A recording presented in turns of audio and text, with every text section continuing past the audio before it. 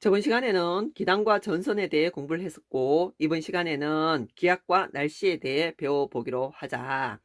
먼저 고기압과 저기압에 대해 공부를 해본다면, 고기압은 라지 H로 나타내기로 했었고, 저기압은 라지 L로 나타내기로 했었다.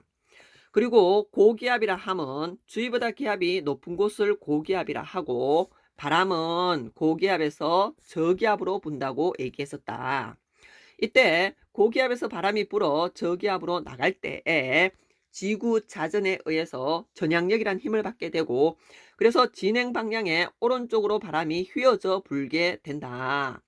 그러하다 보니 고기압에서는 시계 방향으로 바람이 불어 나가게 되고, 그리고 고기압은 저온 찬 공기들로 이루어져 있어서 공기의 밀도가 크고, 그러하다 보니 하강 기류가 형성되고, 하강 기류가 형성되게 되면 있던 구름도 소멸되고 날씨가 맑아진다고 했었다. 그래서 고기압에서 바람은 시계 방향으로 불어 나간다. 그리고 하강 기류가 형성되며 날씨는 맑게 된다. 거기에 반해서 저기압은 주위보다 기압이 낮은 곳을 저기압이라 하고, 고기압에서 저기압으로 바람이 불어 들어가게 되는데, 이때도 역시 진행 방향의 오른쪽으로 바람이 휘어지게 되고, 그러하다 보니 저기압에서는 시계 반대 방향, 반시계 방향으로 바람이 불어 들어가게 된다. 그리고 저기압의 경우는 따뜻한 공기, 고온의 공기들로서 밀도가 작아서 상승 기류가 형성되게 되고, 그러면 하늘에서 구름이 만들어지게 되고 날씨는 흐리게 된다고 얘기했었다. 저기압에서는 상승 기류가 형성되며 날씨는 흐리다. 이때 고기압과 저기압에서 바람의 방향을 혼자 그릴 수 있을 정도로 정확하게 기억을 하고 있어야 하는데, 고기압을 정확하게 기억하고 있는 걸 권장한다. 고기압에서 시계 방향으로 바람이 불어 나가고 하강 기류가 형성된다는 걸 기억하고, 저기압을 그릴 때는 고기압과 똑같이 선을 그어준 다음에 화살표의 방향만 반대로 바꿔주면 반시계 방향으로 바람이 불어 들어가면서 상승 기류가 형성되게 그림을 그릴 수 있다. 문제로 한 번 더 확인을 해본다면, 상승 기류가 형성되고 있는 A가 저기압이라는 것과 하강 기류가 형성된 B가 고기압이라는 것, 또한 고기압에서 저기압으로 바람이 부는데 B에서 A로 바람이 불고 있으므로 B가 고기압이고 A가 저기압인 걸 한 번 더 확인할 수 있다.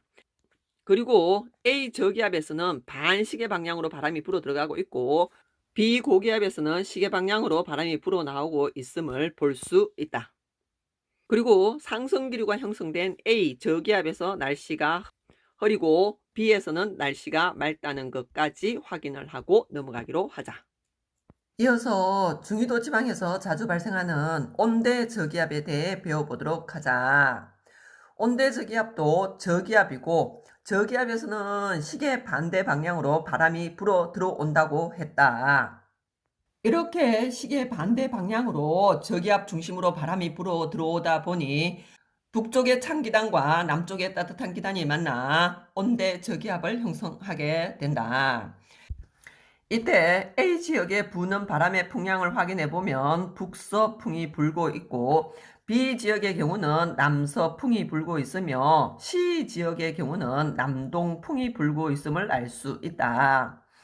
그래서 A쪽은 북쪽에서 바람이 불어오다 보니 찬 공기가 밀려오고 있고, 거기에 반해서 B에서는 따뜻한 공기가 밀어붙이고 있으며 C의 경우는 B보다는 찬 공기가 몰려 들어오고 있다. 이때 A에서 B 쪽으로 찬 공기가 밀어붙이다 보니 A와 B의 경계에서 한랭 전선이 형성되게 되고, 그리고 B의 따뜻한 공기가 C 쪽으로 밀어붙이다 보니 B와 C의 경계에서는 온난 전선이 형성되게 된다. 그래서 온대 저기압의 경우는 남서쪽으로는 한랭 전선이, 그리고 남동쪽으로는 온난 전선을 동반하게 된다. 그리고 한랭 전선의 뒤쪽에는 소나기가 내린다고 했고, 온난 전선의 앞쪽에 지속적 비가 내린다고 했다. 그래서 A 지역에는 현재 소나기가 내리고 있으며 B 지역은 맑은 날씨이고 C에는 지속적 비가 내리고 있음을 알아야 한다. 그리고 이 온대성 저기압은 중위도 지방에서 발생하게 되고 편서풍이라는 바람의 영향을 받아서 서쪽에서 동쪽으로 이동하게 된다. 그래서 어떤 지역에 온대 저기압이 지나가면 온난전선이 먼저 통과하고 뒤에 한랭전선이 통과하면서 날씨가 변하게 된다. 그리고 온대 저기압은 일기도에서 보고 있듯이 속도가 느린 온난전선이 앞쪽에 있고 속도가 빠른 한랭전선이 뒤쪽에 있다 보니 시간이 지나게 되면 속도가 빠른 한랭전선이 온난전선을 따라잡게 되고 그래서 두 전선이 겹쳐서 회색전선을 형성하고 세력이 약해지고 소멸하게 된다. 그리고 지금 그려진 일기도는 위에서 본 모습이고 우리는 여기에서 한 발 더 나아가서 A, B, C 세 지역의 수직 단면을 한번 살펴보도록 하자. 이렇게 A, B, C 세 지방이 있을 때 수직 단면을 살펴본다면 A 지역은 현재 찬 공기이며 B는 따뜻한 공기, C는 상대적으로 찬 공기가 있다고 했다. A 찬 공기가 B 쪽으로 밀려오면서 A와 B 사이에 기울기가 급한 한랭전선이 형성되면서 저군형 구름이 만들어지게 되고 한랭전선 뒤쪽에 좁은 지역에 소나기가 내린다고 했다. 그리고 B의 따뜻한 공기가 C 쪽으로 밀어붙이면서 B와 C 사이에는 기울기가 완만한 온난전선이 형성되고 청운형 구름이 만들어지면서 지속적 비가 온난전선 앞쪽에 내리게 된다고 얘기를 했다. 전선의 종류와 구름의 모양이라든지 날씨를 잘 기억을 하고 있고 이때 온대성 저기압은 편서풍의 영향으로 서쪽에서 동쪽으로 이동을 하게 된다고 했다. 그렇게 되면 C의 경우는 현재는 지속적 비가 내리고 있으나 시간이 지나게 되면 C는 B 구역에 들어가게 되고 그렇게 되면 날씨가 맑아지게 된다. B는 현재는 맑으나 시간이 지나면 한랭전선 뒤쪽으로 들어가게 되고 그렇게 되면 B 지역에는 소나기가 내리게 된다. 이런 식으로 온대 저기압이 지나갈 때는 온난전선이 먼저 통과하고 뒤에 한랭전선이 통과하면서 날씨 변화가 나타나게 된다. 그것을 한 번 더 표로 정리해 보기로 하자. A 지역은 한랭전선의 뒤쪽에 있고 B 지역의 경우는 한랭전선과 온난전선의 사이에 있으며 C 지역의 경우는 온난전선 앞쪽에 위치를 하고 있다. 그러하다 보니 날씨를 살펴보면 A는 좁은 지역에 소나기가 내리고 있고 B는 날씨가 맑고 C의 경우는 넓은 지역에 지속적 비가 내리고 있다. 기온은 B가 가장 높고 상대적으로 A와 C가 낮음을 알 수 있고 풍향은 A 지역에서는 북서풍이 불고 있으며 B는 남서풍이 불고 있고 C의 경우는 남동풍이 불고 있다. 이러할 때 C 지역의 날씨와 풍량 변화를 한 번 더 살펴본다면 현재는 지속적 비가 내리고 있으나 시간이 지나면 한랭전선과 온난전선 사이에 들어가게 되고 그래서 날씨가 맑아지고 그리고 나서 다시 한랭전선 뒤쪽으로 들어가게 됨으로써 소나기가 내리게 된다. 바람의 방향, 풍량 변화 역시 현재는 남동풍이 불고 있으나 시간이 지나면 남서풍으로 바뀌게 되고 그리고 북서풍으로 풍량 변화가 일어나게 된다. 잘 기억을 해주시고 몇 가지 사실을 한 번 더 확인을 해보기로 하자. 온대저기압의 특징은 온대저기압은 전선을 동반하는데 남서쪽으로 한랭전선과 남동쪽으로 온난전선을 동반하고 편서풍의 영향으로 온대저기압은 서에서 동쪽으로 이동한다고 했고 어떤 지역에 온대저기압이 지나가게 되면 온난전선이 먼저 통과한다고 했다.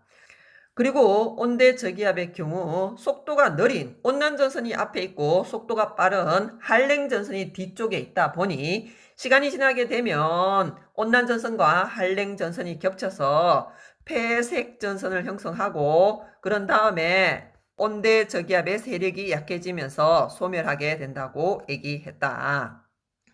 지금까지 배운 걸 바탕으로 우리나라 날씨의 특징에 대해 알아보고 이 단원을 마무리하기로 하자.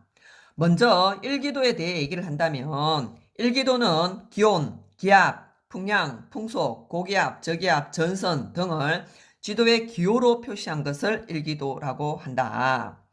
그리고 우리나라 날씨의 경우는 편서풍의 영향을 받아 전체적으로 일기현상이 서에서 동쪽으로 이동하게 된다. 우리나라의 계절별 날씨에 대해 좀 더 자세히 알아본다면 봄, 가을에 영향을 주는 기단은 양저강 기단이었고 봄, 가을에는 날씨 변화가 심하다.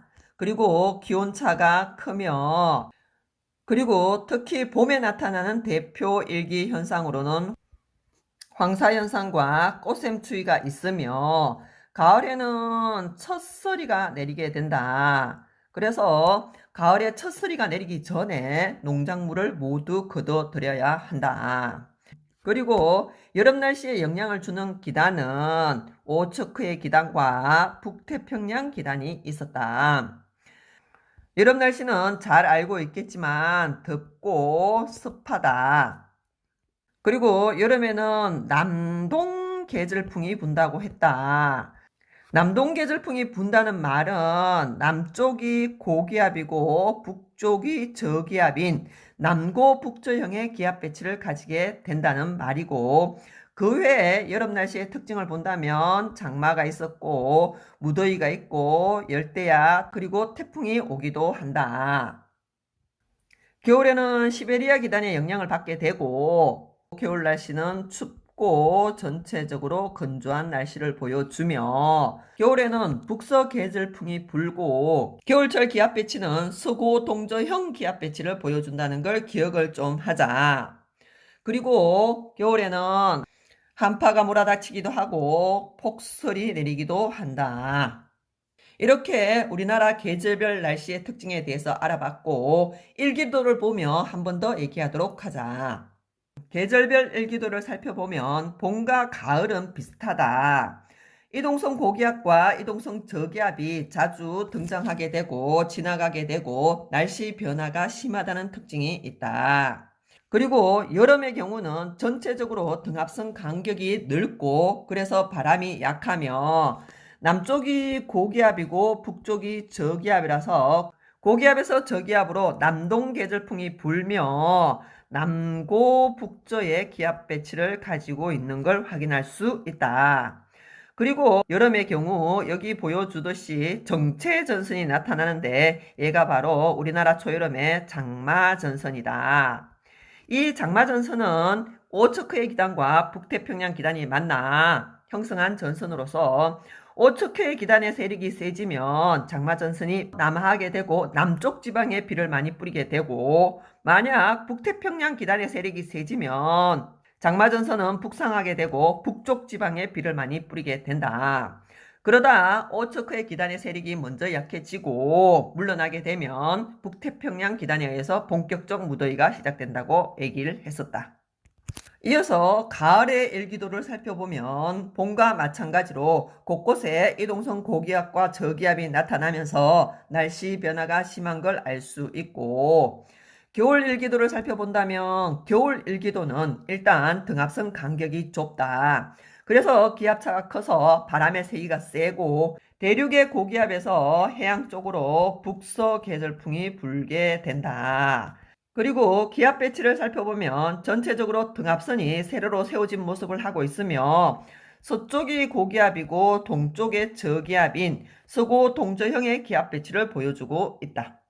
이렇게 해서 우리나라 계절별 날씨에 대해서도 알아봤고 여기까지 해서 기압과 날씨에 대한 강의를 마무리하기로 하자.